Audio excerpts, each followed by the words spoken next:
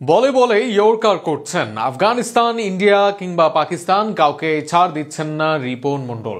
5 ম্যাচে পকেটে তুলে নিয়েছেন 11টি উইকেট। বিশেষ করে খেলার শুরুতে সুইং আর ডেথে ইয়র্কারে মাতাচ্ছেন সবাইকে। দর্শক থেকে ধারাভাষ্যকার সবাই মুগ্ধ রিপনে। ইয়র্কার স্টার রিপন মণ্ডলকে নিয়ে আরও থাকছে প্রতিবেদনা।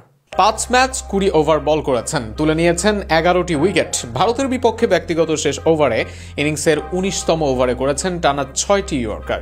আর তারই ধারাবাহিকতায় সুপার ওভারের প্রথম বলে ইয়র্কারে তুলে নিয়েছেন উইকেট। সুপার ওভারে অল আউট হয়েছিল ভারত।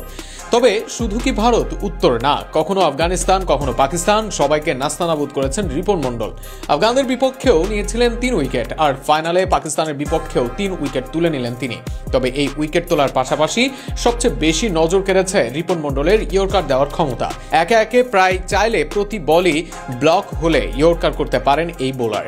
আন্ডার 19 থেকে শুরু করে বিপিএল সব জায়গায় খেলার অভিজ্ঞতা আছে রিপনের। জাতীয় দলের আশেপাশে থাকা খেলোয়াড়দেরই একজন।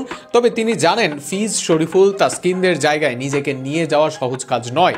তাই তো নিজেকে সবার চেয়ে আলাদাভাবেই তুলে ধরছেন তিনি।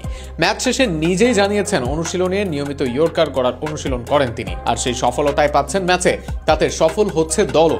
রিপনের এই পারফরমেন্স আরও দীর্ঘদিন চলবে। রিপনের বোলিংয়ে বাংলাদেশ জাতীয় দলও হাসবে, এমনটাই প্রত্যাশা ভক্তদের।